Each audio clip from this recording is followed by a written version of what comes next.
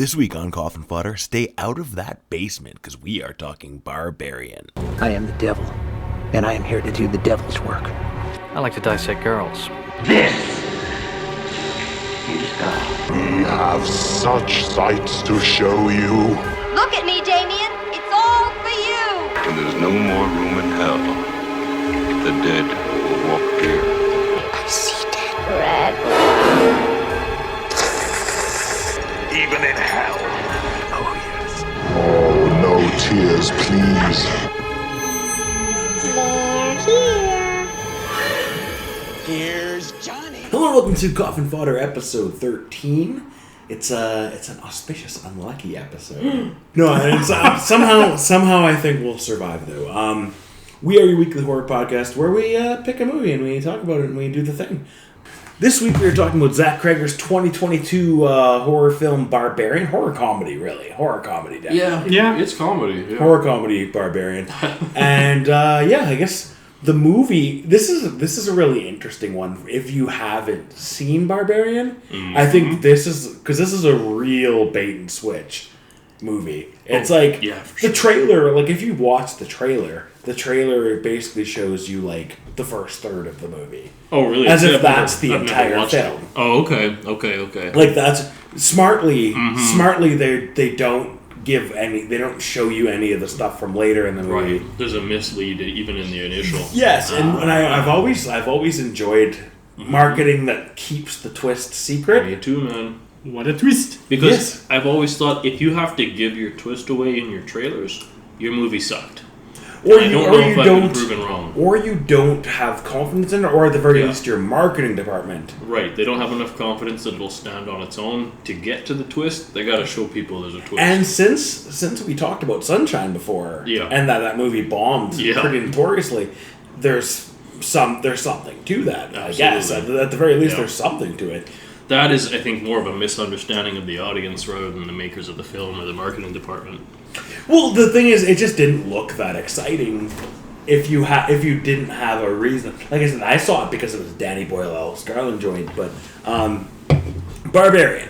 Ostensibly, a lady goes to an Airbnb and finds that it's occupied. Whoops.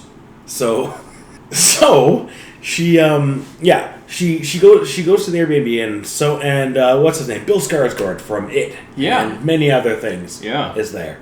And he is awesome, by the way. I love Bill Skarsgård. See, and I think they smartly use him in this perfectly because they cast him as this. Is he creepy? Is he not creepy? They use his horror chops, to set up the movie in their favor. You know that if you know Bill Skarsgård at all, everything he had been in up to this point is horror. Yeah, and also because he's handsome as well, and most people know him from It, which I believe is just couple of years before this? Yeah, this is... 2019 was... or 2018 was the... 2017 is It 1. Right. Number 2 is 2019. This is a few years later. Right. But he'd also been the bad guy on Castle Rock. He's done other things, He was kind of a horror guy. Totally. They get to take him and use his horror aspect and put his face on there so they have their hands. They're kind of playing it against type. They're doing both. On purpose. Yeah, they're doing both. Sorry, can I bring up a really quick anecdote? No. So, okay.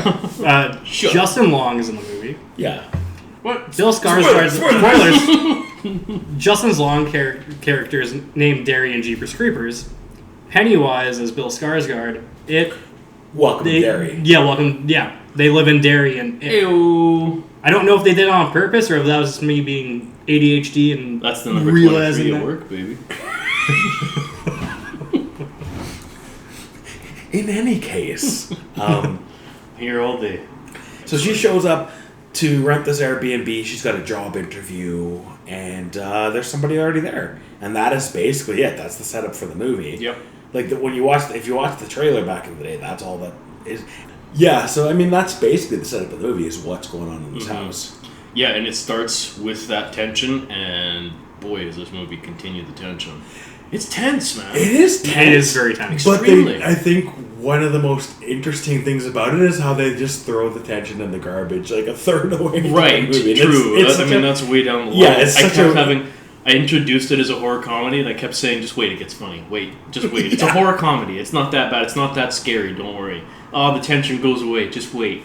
But it's like the build up to before he gets there, and I mean, it's only untense for a little bit, but the tension to build up to that point, it's so. It takes such a left turn, and I think that's part of what I love so much about this movie. Is I love movies that just take really weird left turns, and especially if it works. Absolutely. Even if it didn't work, I would have admired that they tried to just try to do something so weird with a movie. Yeah. I mean, so just to sum it up quick, it's like the movie starts very much horror, and it's pretty heavy on it. Like with the tension that for sure. It's very much horror genre. As it gets to about the third way part, I would say, a third of the way through, it switches pretty heavily into some. We have Tess. Tess is our main POV character. She meets, what the heck's this guy's name? Keith. Yeah, you're right. So Tess is the lady who's trying to rent this place. Keith is the guy who's already there. And they're doing a thing where they keep playing with the idea of, as we mentioned, is he as innocent as he pretends to be, or is he in on it in some way? Well, they set him up to be a creepy stalker, like right away, right? Yeah. Or maybe not a stalker, but a predator. They certainly set it up that he's There's something to that, yeah. but it's because they're selling it through. Like they're doing it through her perspective. That's what I was gonna say. It's the woman's lens. That's what they're doing, yeah. And she is very careful, and she's actually like a really smart protagonist. Yeah. She goes into the bedroom. Mm-hmm. She takes a picture of his license. Yep. She's doing like all the things you're supposed to do in a situation where you're not sure if you can trust a guy. Yeah. So she's like, I think as a protagonist, she's really good in that way because she's not. There's almost nothing she's doing in this movie that's like stupid. Right, you could say towards the end, she's kind of more making those choices. A little bit. But because she's kind of trying to do the more right human thing instead of just getting the fuck out of there. Right, which also run, bitch, run! Yeah. Which also happens to be the movie cliche, but you're right, they think about it and they set it up, and they set it up in such a way that you think this is the movie. It's him and her, right? Mm-hmm. And he's the creepy dude who's going to be a predator, and it's her who's going to be the final girl and get away from him. Interestingly, that's what the movie started as. Yeah, that's what I read. Oh, really? Yeah, I read a little bit about it, and that's what the movie started as.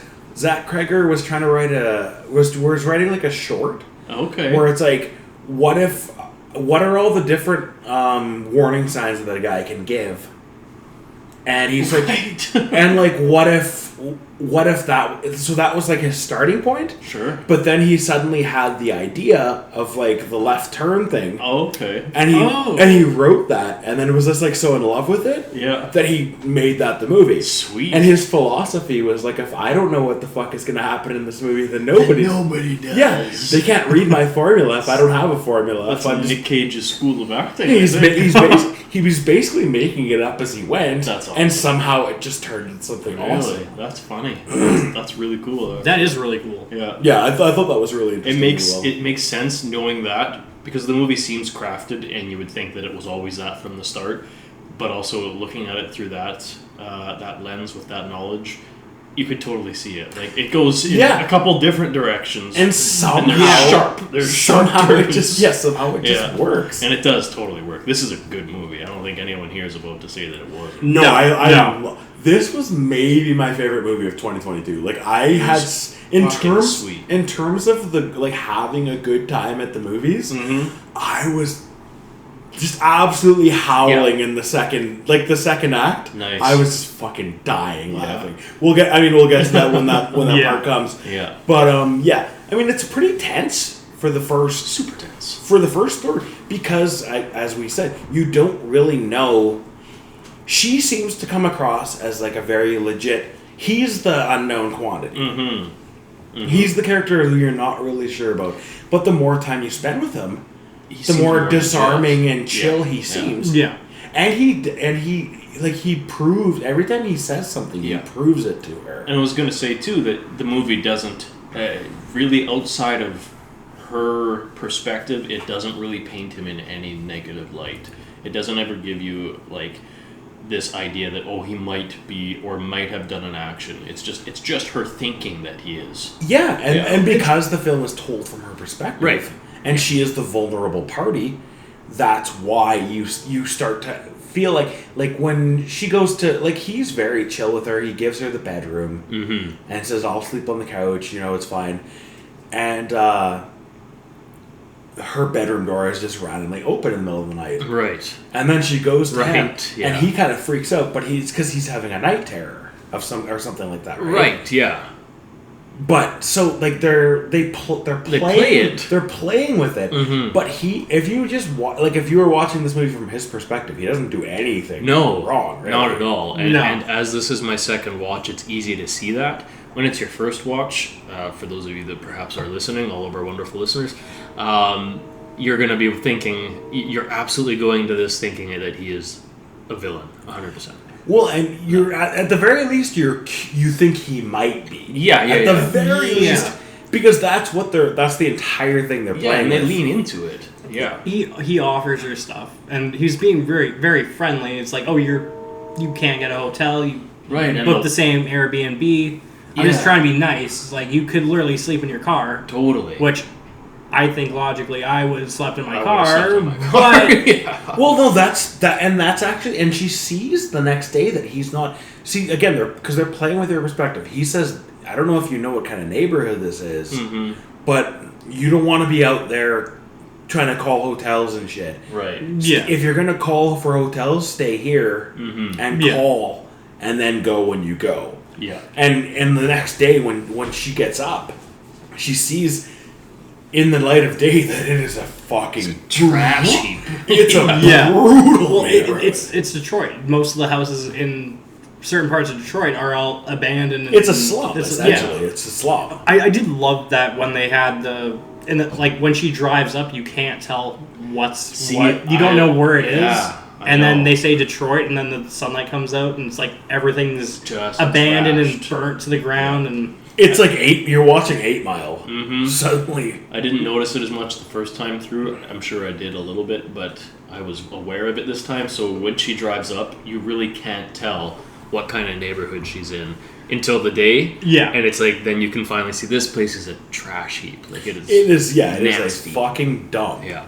And there's actually, that's another thing that they're kind of toying with, because she says he offers her tea, and then he offers her wine, right? And he makes sure that, with the tea, he's like, it's okay, you can even come watch me make it. I'll make it. Like, he knows what's. And before he offers wine, he leaves the bottle closed and says, you didn't want the tea, so I want to make sure you see me open this bottle, so you know. He knows. He's going out of his way to prove, look, this is just a situation. I'm not a bad guy. I mean, again, because the first time you're watching, right, it seems like he's kind of trying too hard. It seems contrived. Yeah, he's trying too hard. Yeah. You can see him not pushing, but not to. It's like over eager, right? Yeah, not to get ahead, but also the roles kind of flip. Totally. And he doesn't. He's never I think you can feel the charisma between them, like the sort of sexual tension between them. Oh yeah. You can feel that as they become more comfortable with each other. I can feel it. You can feel that they're sort of like a will they won't they thing. Yeah. Unfortunately, they won't, because something horrible happens. Something happens that makes it so that's not going to be a thing anymore, and it's not great for what the fuck? Keith. Premature ejaculation. It's not a great time. Yeah, it's not a great time. Of us. It's not a great time for Keith. But yeah, I think they do a really interesting job. She's there for a job interview. I think is it some kind of marketing thing? It's a movie. She's the person she's going to interview for is a documentary film about music, and she's going to be the And that's one of the things they bond over, is that he happens to have seen the documentary that she's talking about. He also had started the Detroit movement for the jazz musicians, or he's part of it. He says he doesn't start. He didn't start it, but They find a lot to bond. One of the founding members. They find a lot to bond over that subject. And I think she starts not falling for him, but getting a little smitten. Yeah, how could you not? Because she keeps looking at his ID on her phone. If you met smiling, if you met an attractive person, and they had a whole bunch of the same really specific interests that you have, then you'd be interesting. You'd be immediately holy crap. Okay, so what I took from it was that, like, because you don't know about Keith, being that he was kind of creepy in the beginning. Not creepy, but just being a little too again, because it's just told from her perspective, and then you can see that she's uneasy about him. Yeah, and I don't know, like, you can't see if he went through her bags because he wanted to take her bags to the other room. Yeah, if he maybe looked through her personal belongings, like, oh, she's a jazz. She doesn't fan. let him though. I know she doesn't, but like, you don't see a certain spot where it's like, yeah. Like, maybe he went through that, and that's where he's like, oh, yeah, I'm a huge jazz fan. I started a Detroit jazz... The Lion Tamers or something. Yeah, and I thought he was going to be the outright villain. Mm-hmm. Well, which is what they're doing. Yeah, and that's, like, the greatest thing they could have done. Instead of having him as the overarching villain, they go with other Yeah, things. and I mean, that's where the twist plays so perfectly. Yeah, it turns they- into yeah. a different movie after They that. make him the first victim instead. Yeah, I mean, can we jump to that point? That's We've kind basically. of- I mean, the first bit of the movie is just. we should do a little bit of setup for like what's going on in the house. So Yeah. like she hears noises in the basement. She goes down there and gets locked down there for a little bit. Right. Yeah. Yeah, And the the door te- always closes on itself. There's the Yeah. so that's another aspect of like the tension of the They movie build that up, is yeah. what's in the basement. Right. And that's the I believe the poster of the movie is her looking down the stairs. Oh. Okay. Yeah, that is the poster. Isn't yeah. it? Yeah. Oh, I didn't even notice that. So that is like, again, they kept their cards pretty close to the chest there. So yes, there's something going on in this house. Again, somebody came up and opened her door. Yeah. It wasn't him though. Or something. You also see early on when they're starting to like be in the house, the basement door opens. Yeah, so like Something is moving around, but you don't know what. If it's just like the something wind is or... active in this house doing something, and you don't really know what it is. Yeah. Right. The insinuation is that it might be him, but as we know from having watched the film, that's not the case because unfortunately he gets his head smashed. Yeah. Against Sure the does. wall. Yeah. Spoiler alert. Yeah, he gets He his gets- head smashed against the wall about 40 times. Yeah, brutally murdered. I also Brutally. love that Just- they went to a POV cam to do that. Yeah. To like show the smash, but you still see everything that's going on. But like his head getting smacked in the wall. Yeah. That looks so They realistic. play with It's it? awesome. Yeah, they play with it right to the end because Hell yeah, they she do. discovers like a secret door in the basement. Yeah. He Yeah. goes down there to investigate or whatever. Yeah. And then he keeps calling to her, and she has to go down there to help him. Yeah. Yeah. Essentially, because she's worried. She's gonna save the day, yeah. She's genuinely worried about Yeah. him because now she cares about him. She finds the rope, like that opens the secret door. Yeah. Yeah. Which for a second I thought that was some sort of tentacle coming out, like or some Okay. sort of like appendage coming out that she was pulling because it's really dimly lit. Yeah. I thought But it I was went- you're right. Yeah. When he goes back down, he pulls a rope and Right. it opens the door. I thought it was a glory hole. That's why I thought it was too. I knew there was gonna be some sort of Something entity or some sort of thing that's in there, but it looked slimy when she first grabs it because I thought it she's might like be. she's pulling Considering it. what we know about the film, it might be slimy. It could have been. Yeah, but when you I thought it was see like a gnarled finger. when you see Bill Skarsgård go down and grab it, Mm.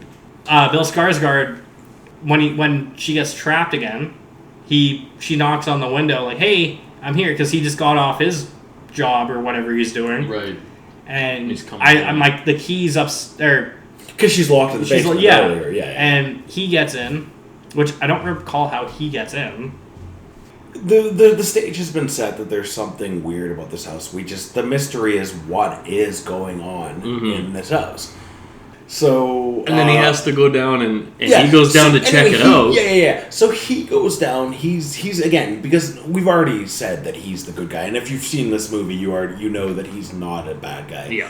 That's just the kind of trope they're playing with for the first third of the movie. Mm-hmm. He goes down, finds something unsettling, and begins calling to her to come down and help him. Right.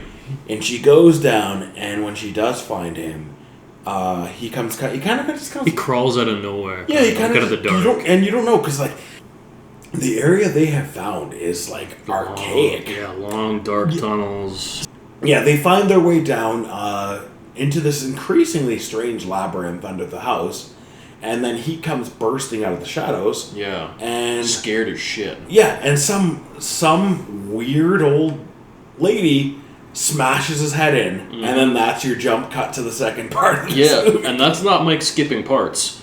Yeah, just smashes his That's what fucking- happens. Just smashes his fucking head. Then you get a clear view of the ocean and Justin Long singing along. It is one of the craziest jump cuts I've the ever best. seen. It's so good. Because you're like, am I even watching? Like, if It's like I a never, second movie. I didn't see it in the theater. Yeah. But if I had watched it in the theater, I'd be like, did they fuck up? Yeah, did they switch? Did they splice the wrong reel? Totally. Because it's such a fucking complete shit. The whole movie up to that point is finished out the window. And that's what it seems like. It is the craziest. I think it may be the craziest jump cut, like mood change that I've ever seen in Especially a because fucking you movie. go from, Tess, who is whatever, I mean, I don't know if she's in other movies, but she's fine, and Bill Skarsgård, and then you got Justin Long. You're like, what? And it's where's my cool cast? And chemistry. He's just like, why do I get this guy? He's just in LA driving his car, and you're like, what the being a douchey dude. Yeah, what the fuck is this? I did love the way they transitioned that from him being just driving happy-go-lucky to getting the phone call where you're like, hey, you're getting accused of sexual misconduct. Right. And then he's like, what? Yeah. That's the second part of what this movie is. Because, like, again, I was reading that, and they said that this is, like, what he's trying to do is, like, all the different red flags that people can have or whatever. Okay, sure. And he's the main guy with all the red flags. Sure, totally. It's like him and the guy who's actually responsible for what's going on are the red flag guys. Yeah. They're playing with Keith being that. Yeah. But he is But really... then they give you two real dirtbags. Yeah, a couple of real fucking scumbags. He also says, I own properties in Michigan. And I was like, does he maybe have the creature in the basement? That's what I thought. Does he know what's going on? That's why he's going back? Again, that's what they're doing. And See, I watched this with my daughters, and that's... Misdirect. They kept thinking. They're like, oh, they thought Bill Skarsgård was the bad guy. Yeah. And then they thought Justin Long was the bad guy. And to a certain extent, they're right. He's a douchey dude, yeah. He's like your classic horror movie opportunist dickhead. But... he is not in most movies. Yeah. It's true. Yeah. So... I mean, yeah, they do a crazy fucking left turn where now we're in Los Angeles. We're dealing with AJ, and he's basically a Me Too. I'll stop short of saying he's a Me Too victim because his victims are the victims, but he is basically he's being Me Too'd, and he thinks that he hasn't done anything wrong, because now we're basically seeing the movie from his perspective. Yeah. Which is sort of, I think, meant to be like a call and response to the previous part of the movie. Whereas she's genuinely in danger. Yeah. And is scared. And he's like... He's in danger of having to deal with his own actions. His danger is the consequences of his own actions. Yeah, which are always the worst. That's the worst danger to be in. Well, if it isn't the consequences of my own actions. Yeah. I hate those. Yeah. So, he has been accused of sexual misconduct, essentially, and he's an actor, and he is being potentially removed from the film, and facing a lawsuit and legal consequences as well. Sorry, Mike, he's not an actor, he's one of the producers. Fair enough. He hired the actor, or actress, that's claiming what's that happening. actually makes way more sense. So he's not an actor, he's the producer. Because that's the classic sexual misconduct thing. Yeah. Is a person who has power over someone else. Yeah. Trying to put them in a position to have sex with them. He kind of explains that you want the job, you do this, and he kind of explains to his friend at the bar a little bit. Right. Oh, right. And then that hilariously, hilariously that leads us to his he calls his lawyer, asks like, what should I do? He's like, maybe if I just call her and explain.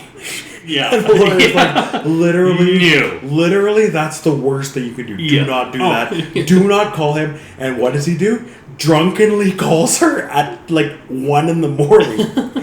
listen, baby, I know you thought that. Right. And it's like, no, that's literally the worst thing you could do. You're literally creating evidence for this upcoming trial. And the evidence is of you being drunk in the middle of the night, calling this woman unprompted. Yeah. His lawyer also says, "Where are you?" "Oh, I'm in Michigan." "Why are you doing Michigan?" You can't leave. You can't leave. He's like, "I'm not under arrest. I can go wherever I want."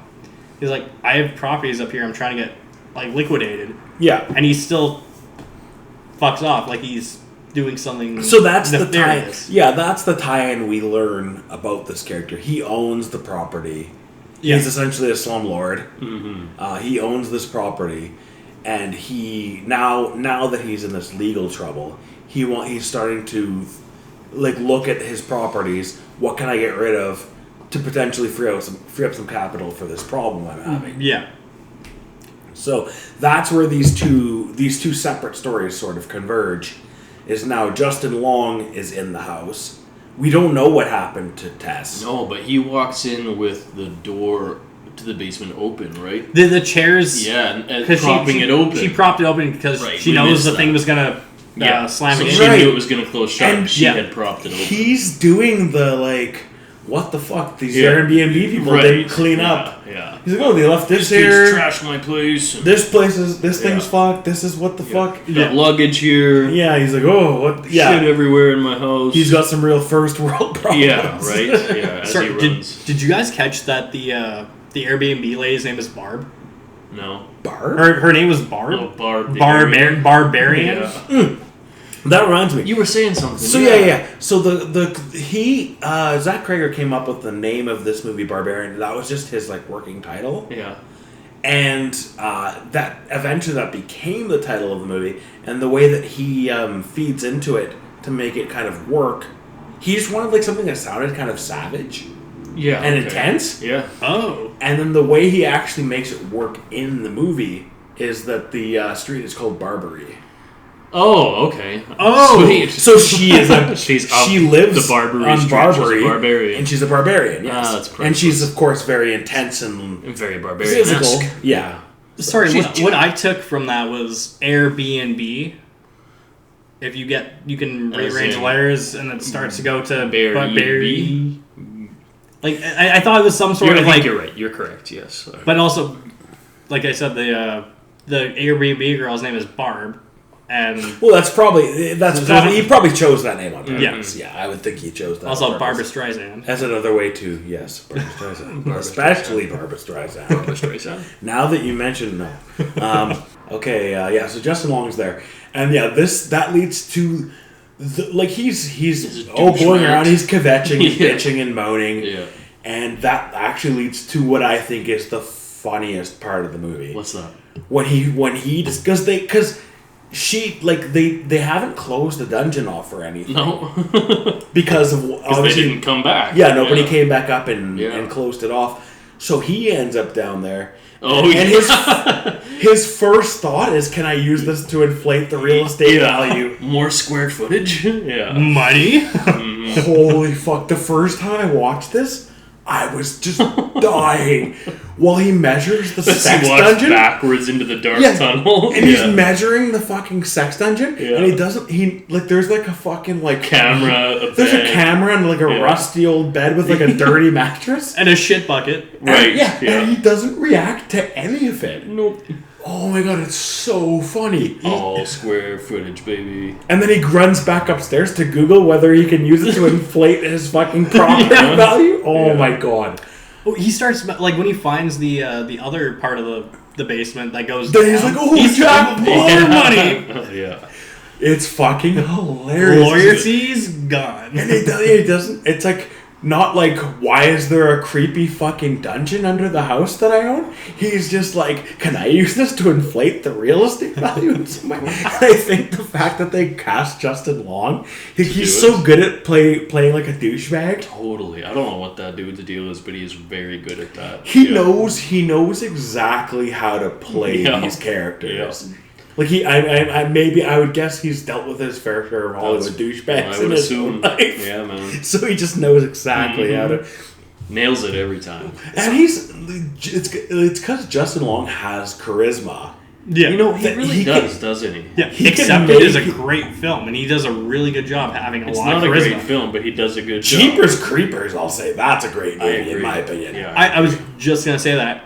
As a sympathetic protagonist, Justin Long can work, but a lot of the time he plays like Zach and Mary Makes a Porno. He's playing kind of like a weird douchebag guy, sort of like Yeah. an aloof douchebag, he that's become something that he kind of does. Yeah. he can Yeah. do other stuff, Oh, for sure. but Yeah, most aloof recently, Hollywood douchebag is a thing he does. It's hilarious, and he plays it straight, and it makes it so much funnier. Totally. But yeah, that eventually he goes back down there, and then she kind of comes. Oh no, He the girl keeps going. The girl gets him. The mom. What her character is known as the Oh, mother. right, yeah, 'cause he She goes, gets him yeah. and throws him in the cage, and that's the cut to Act 3 because she's in the cage and she goes shh. Right. Yeah. Right. Yeah, so that kind of brings the And then movie it back together. Brings both pieces together. Yeah, so now Yeah. we know what this movie is. Yeah.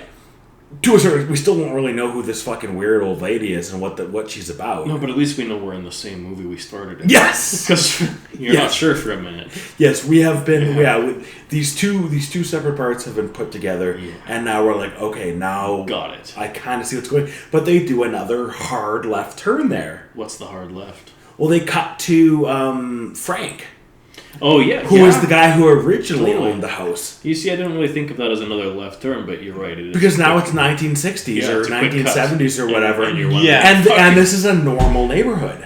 Yeah. it's 40 years prior to the first. So I guess Okay. that would be 82 then. yeah. So the but- 80s. Yeah, So yeah, we're in the 80s, and this is still a nice-ish. It's a pretty nice neighborhood. Yep. Because you see him talking to his neighbors. Mm-hmm. Everybody's very chill and whatever. He's your classic serial killer, serial rapist who nobody knows. Nobody knows that he's like a weird dude or whatever, or nobody seems to notice. No, it, he's just a at least. member of the neighborhood. Yeah, he just hangs Yeah. out and he's the guy. And you see him go to the hardware store and buy a lot of very Very specific items. very diapers, formula. He gets, I think, rope. It's all baby stuff. Yeah. stuff, or it's confinement stuff. Yeah, Yeah. I know we're not really skipping forward, but the girl that he kind of follows after that, I think you see her before he starts buying the baby stuff. So I think he says to the cashier or the Oh, he immediately started targeting her. As soon as he saw her, he so started yeah. targeting her. so That's the he's like, oh yeah, we're doing a home birth, and the cashier goes, oh, do you have a midwife? And he goes, no, I'm by myself. Yeah. And she kind of looks at him like, Right. how are you gonna give birth by yourself without a midwife? Yeah. And then And- he guides her. Yeah. Yeah. You can see that he notices this woman and begins targeting her and immediately, which is very actually the I mean, I think we're all true crime guys here, so you can actually, like, as a true crime person, you can see that they're very clearly drawing Absolutely. from Yeah. how serial killers and serial rapists pick their victims. Yeah. They're a lot of the time victims of opportunity, and then they just become fixated and start to follow them and look for the opportunity to abduct them. Yeah. Mm-hmm. And I don't know, the mother's identity is never confirmed. They kind of, she's not, I don't believe the implication isn't that she is this girl. Not necessarily. No, because there's so many of the tapes that Justin Yeah. Long finds. Well, and later on, the homeless guy, which that's another smart, that part, such a yes. smart subversion. Yeah. Like earlier in the movie, when after she's seen what a horrible neighborhood this Yeah. is, he comes running down the street Right. at her at night, Like a trying to crazy tell man. her. It's sort of hard to understand what he's saying, but what he's saying is, "Don't go in that fucking house." Yeah. Don't go in there. Yeah. And it's because he is a squatter who lives in this neighborhood and knows that old lady is down Yeah. there. Also, That she the way comes he out at run, night. Yes. the way he runs at her too is like he's on. It looks like he's on all fours and he's trying to grab her leg. And you think that might a be little bit, right? Because Yeah. he runs in a certain way, and it's Yeah. it's to make him look even more scary. And that's So, originally. on purpose. I thought that might have been another kind of entity or Absolutely. monster. I just think it's Because that's- it's so smart how this movie continuously throughout the entire runtime, it keeps playing your expectations because against that's you. like the first 5 minutes, right? Or the first. Well, that's after she's minutes? gone to the job interview. Okay, Yeah, that's early enough. So she's seen the neighborhood as bad. Yeah, but it's like you said, it's early enough that it establishes him as another potential for what could be the villain in the movie, right? Yeah. Like instantly it sets that tone. And makes Bill Skarsgård sort of the safe guy Absolutely, in the situation now, because he's the one who told her this is a bad neighborhood, don't be out there at Yep. night. So back to, we're in the sex dungeon. So they're in the cage now. Yes, her little pit. Yeah, the two of them with are in the grate on cage. top.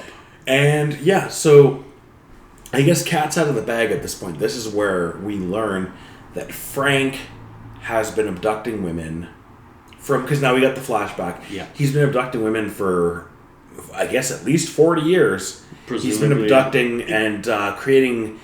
I think this is like a Joseph Fritzl thing. And do you guys know Joseph Fritzl? No. He's the guy from Germany who kept his daughter in a basement and made like incest babies with her. Yep, that's and all what this this shit. is. That's yep. Because that's essentially what the homeless guy explains in a bit here. Mm-hmm. So he's been abducting women and keeping them in the basement and making sex tapes of them, and murder tapes of them, and having babies with them, and then also having sex with the babies. And then the babies. Yeah, it's like this whole, so that is eventually like when she escapes from the house and is with the homeless guy for a little bit, he explains that Nine Inch Nails reference copy of a copy of a copy of a copy of a copy. So and he's like, and this is what ended up. So we don't know is this one of the women? Is this one of the kids? It's impossible to say. Yeah, who knows? I mean, it's both in this case. Like 40-year window, and she's been living in a fucking sex dungeon her entire life. So it's impossible to say. Yeah. She could be 25 exactly and still look like this at this Absolutely. point because we have no idea because the implication is that she's so inbreeded. They also the homeless guy also says there's others in there. Yep. Which you don't see, but like you only see. presumably. You see one more. I think the assumption is that she has been trying to take it because he trained her to be a mother figure. Yeah. So my feeling is she was one of the victims who's been stuck down there. See, I think it's one of the inbred offspring. I figured that Frank was also trained her to be the mother. Whatever she is, he basically tried to make her be a mom to all of the victims / babies / whatever. He wanted her to be a maternal figure that sort of kept things cool because he has to go out and be a person. Yeah. Okay. He has to work his job. He becomes Carlos. Yeah, so he has to try and his jumpsuit says Carlos. He needs to have his victim that he's ingratiated enough that this victim will, what do you call it? Stockholm syndrome. Yeah, he needs one on his side, right? So that she will continue to do what he wants her to do. Yeah. There's videos playing in the basement of a mothering videos. Like how to feed a newborn child, how to do this, how to do that. That's what the lady in the farm And that's what she's doing. That is what she's doing, is she treats every victim he brings as her new child. To me, it was more implied or suggested that this is one of the many offspring of offspring. And he would have just trained all of them to be mothers because they would have all been having to mother their own child, right? Because that was always his intention, was to continue to inbreed. Yeah. It's hard to say because they between that 40-year time gap, we don't really have any information. We know that he is a serial rapist, serial killer, and he's committing incest, but we don't know anything other than that. So we don't really know how the full process works. True. But that's kind of where your imagination just takes over. Like, for sure. It sounds like the three of us came up with 3 different kind of ways that it works. Absolutely. And I think that's kind of like smart that the movie kind of works that way because it sounds like anybody can kind of interpret it however they want, and nobody feels like, I don't think you guys are wrong. But I don't think I'm wrong either. Right. It's because it's completely unclear. Yeah, because I totally don't disagree with either of you. It's just, Yeah, we just kind of just extrapolate what you extrapolate from it. Which, works in the movie's favor, I think. Yep. But, back to the plot of this movie. Right. Oh, that. She's feeding them. She's trying to feed them milk in a cage and make them her babies, essentially. Yeah. Which and is disgusting. Tess has been down there long enough Yeah. that she's trying to say, like, just do what the fuck she says. And he's too grossed out. Which, fair enough. I don't like. AJ is not a likable character very much. Yeah. But no, if some creepy fucking old lady in a dungeon started trying to make you drink her breast milk, I'm gonna drink her breast milk. maybe not the Dungeon thing, or not. Yeah, maybe not what you're gonna want to do in that situation. Yeah. But that leads to the mom kind of freaking out, and he escapes, and inevitably she also escapes because of that. Because she leaves the cage open. Yeah, and so she's the creepy inbred is punishing Justin Long for not drinking the milk, and she seizes that opportunity to escape. Yeah. Yeah, and Which then, one would? Yes, of course. And then AJ finds Frank, who is still alive. Or Frank, I mean, is in the basement. Hiding out. Yeah, still being a Disgusting creep. and AJ watches some of the videos and finally realizes what the fuck is going on in this movie. Yeah, which is horrible. And I think AJ is interesting as a character that way because he has enough morality to know Right, there's a line. that not that he's a moral character, No. but that he knows that what this guy is doing in these videos is on another Different level level. of depravity and horror.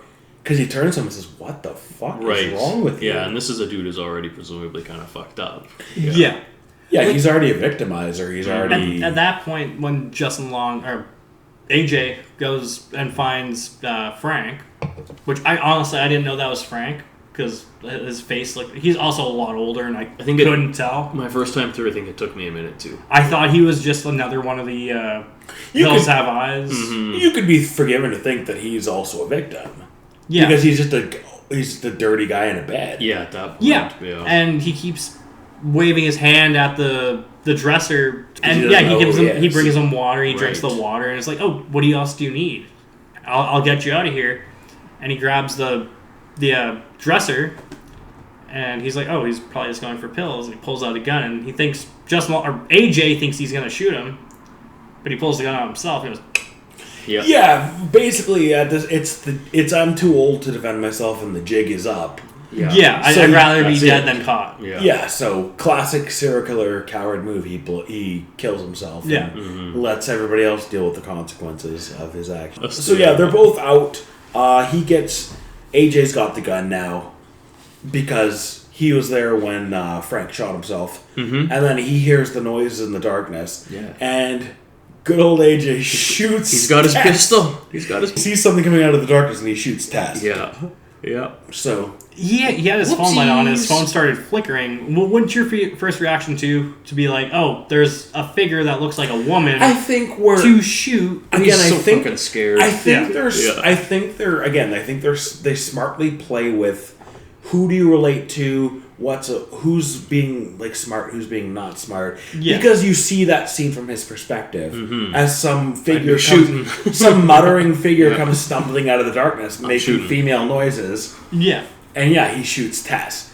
But as we see later, he has no qualms about sacrificing others for his own greater good. Jesus. So they get out. They do get out. They're with the homeless guy for a bit. At this point, Tess runs the mom over with the car. Have you guys seen? You're X-Files fan, right? Yeah. X-Files. I hated the theme song because I was terrified as a kid, but I've watched most of the episodes. Okay, because this reminds me a lot of Home, the scariest X-Files episode ever. I don't think I've seen it. I think you've told me about it. It's the one where the mom, where like the incest... this is exactly like that. Yep. And like the baby, like the two bad guys are like incest mutants from like the incest mom, and they keep her under the bed and like whatever. So I think they're doing a lot of like what they're doing here. What are we at? 51. We're good. Perfect. Yeah, we're doing so. Wrong Turn is essentially a rebuff of that X-Files episode. Yes, and this is kind of another riff. Play on that. This feels like another riff on that. I'm guessing Zach Cregger is in our age category and grew up and watched that when he was growing up because Man, that episode. You know that episode was banned from television? Because it's gross. It really is. It's a disgusting. It is when they horrendous. it shows all of the best sides of incest. I think I watched that when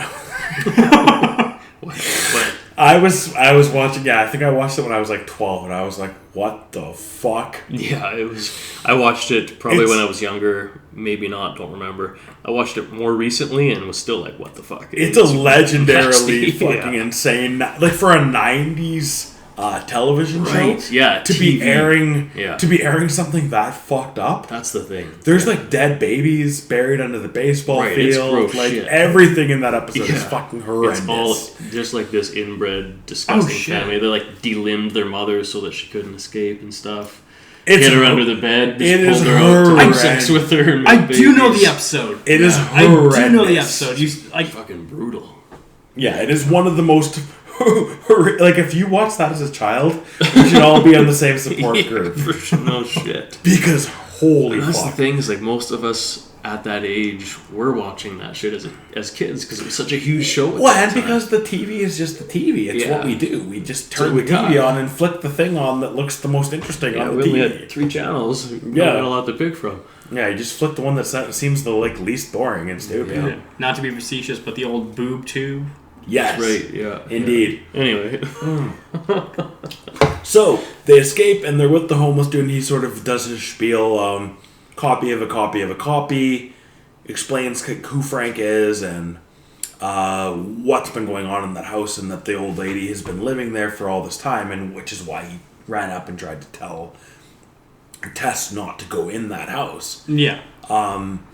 And again, the movie plays our expectations against us because she says, "What if she comes and gets us or whatever?" And he's like, "I've lived here for all this time, and she never comes. She's never." And then again, she just bursts through the side of the tent and just fucking kills him. Kool-Aid Man. Yeah, just That is the funniest kill I have seen in a while, where she just rips off his arm and starts beating him with his own arm. Oh yeah. I couldn't stop laughing. It's so ridiculous. Yeah. Like that's where again, that's the comedy horror. Like it doesn't matter what this creature is capable of is whatever we want her to be capable of in this movie. Early on, when Tess eventually escapes, she can see Mother coming out of the Yeah, Airbnb. she drives the car through her. Yeah, and you think, oh, she's dead, and she's telling. That's what they're doing in that X-Files episode. Oh, is they like the incest brothers are basically nigh unkillable at the end. Mm-hmm. Okay, And even after being stabbed with a rake and shot and whatever, one of them still escapes. Yeah. Mm-hmm. They're so superhuman strong from their The They got those incest powers. yeah. The Hills Have Eyes movies, like the Big remakes, time, they yeah. do the same kind of Big time. thing. Absolutely. So I guess they all kind of They're kind of the same. yeah. X-Files. Everybody's kind of Hills of Eyes. The original Hills of Eyes was before X-Files. Well, I'm saying the remakes. The originals the, aren't really mutants. They're just cannibals in the original Hills Have Eyes. Yeah. It's a trope that inbred people are like fucked up weirdos, but that they have maybe super strength or because of whatever mutations come from incest. Yeah, but it's not their fault. They didn't choose it. No, of course not. It's not their fault. We're seeing a new point of view. Perhaps the incest mother is the real hero of the film. I think she is. Really? No, but she really is. They're all victims. Yeah. Oh, certainly. Yeah. There really isn't a monster in the movie. Well, there's one. Well, there's Frank. I'm saying like the monster that you see is not a monster. Oh, I see. Yeah. Sorry. It's something that doesn't. She know, is a thing. and It's like Frankenstein essentially. Yeah, for sure. Yeah. A monster is created, not like monsters aren't born; they're created, and that sort of because in the end you even see that she has good intentions and humanity. Yeah, I mean, she shows motherly love. It's just It's very just aggressive. through this very weird, twisted lens Yes. of where she lives. Exactly. And what her experiences, Yeah. right? So yeah, they're on the run from her at that point. They run up the water tower. She's slower because she's been shot, Yeah. and he doesn't help her. He Nope. runs ahead of her. Yep. And then she does eventually make it up there on her own, and AJ's solution is to just chuck her off. Yeah, because Monster Mother's running up the stairs right behind him. It's gonna get him. Yeah, and he's like, it's better if one of us lives. Right. It's definitely going to be me. Yeah, and chucks her off.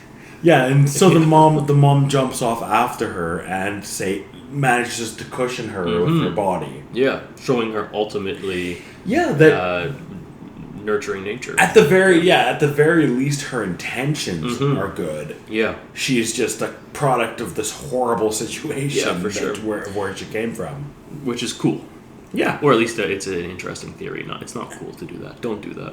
Yeah, it's don't breed children. Anyway, really happy movie. Nothing bad happens. No, it was really a good romp through the forest.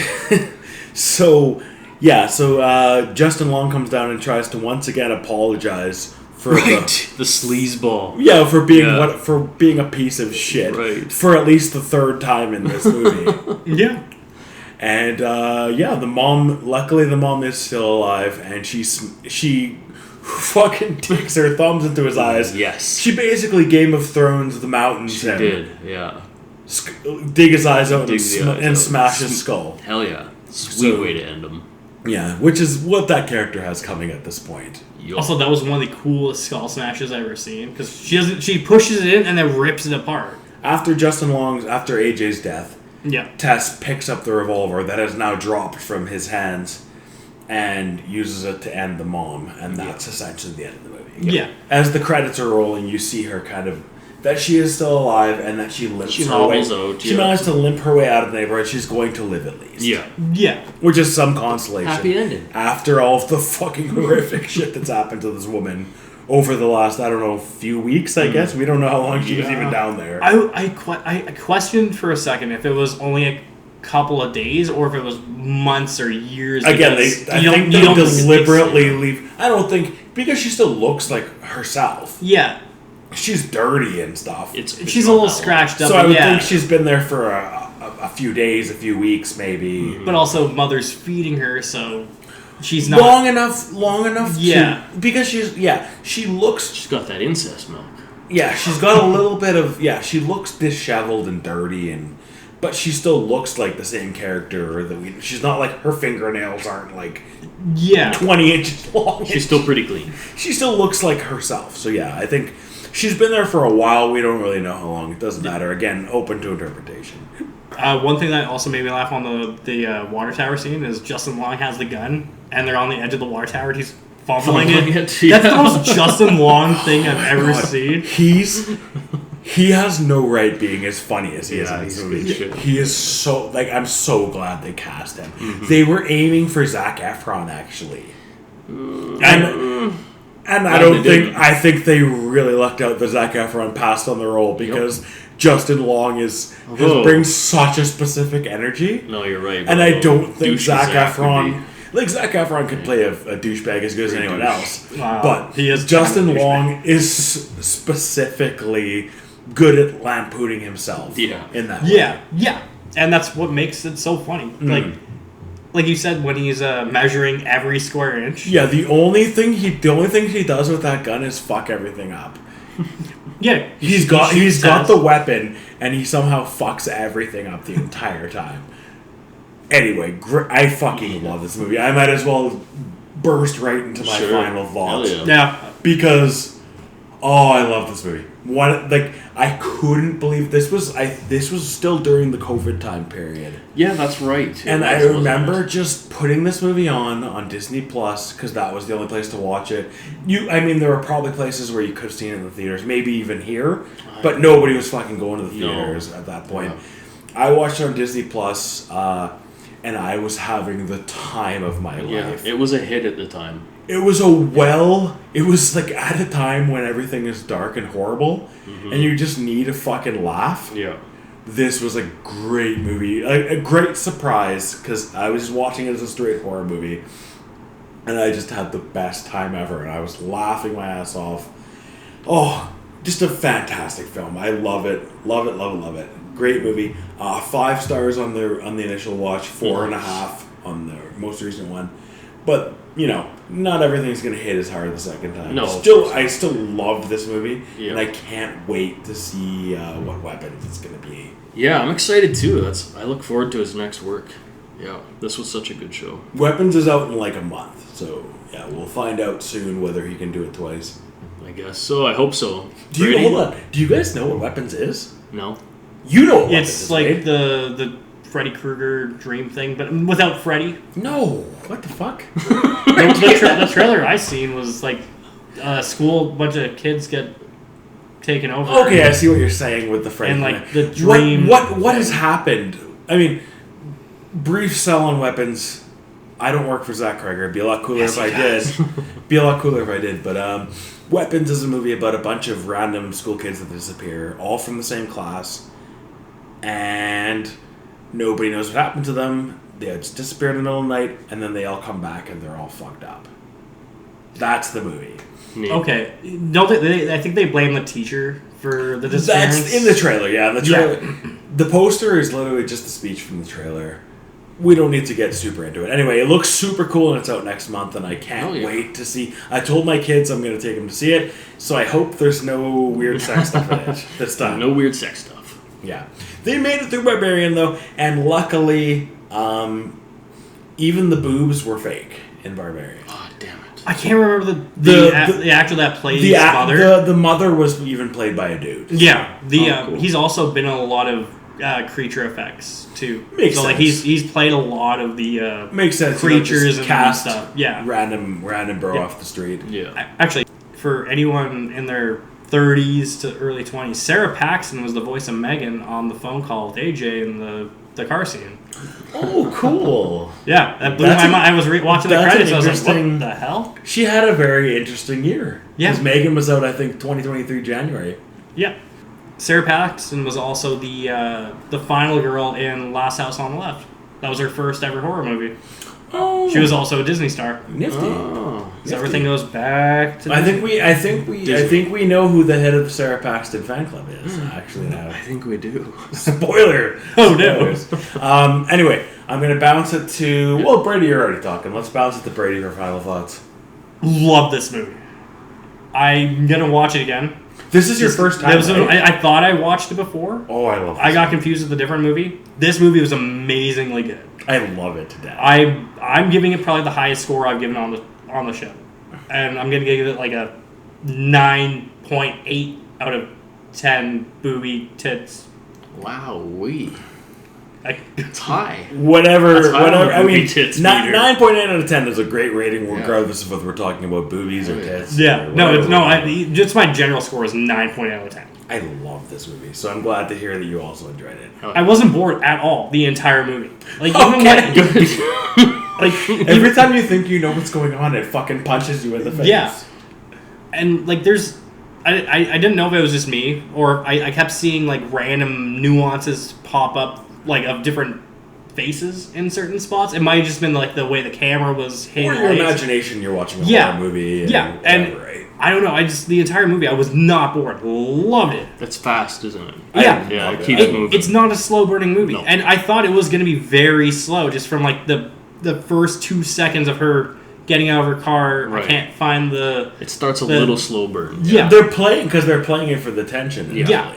Mm-hmm. Yes, 9.8 out of 10. I love it. That's awesome. So I'm glad to hear you also enjoyed it. Yeah. Kyle's going to get like the lowest score of all time. No. We're going to both hit. It's so good. No, I don't think anyone said anything bad about this movie.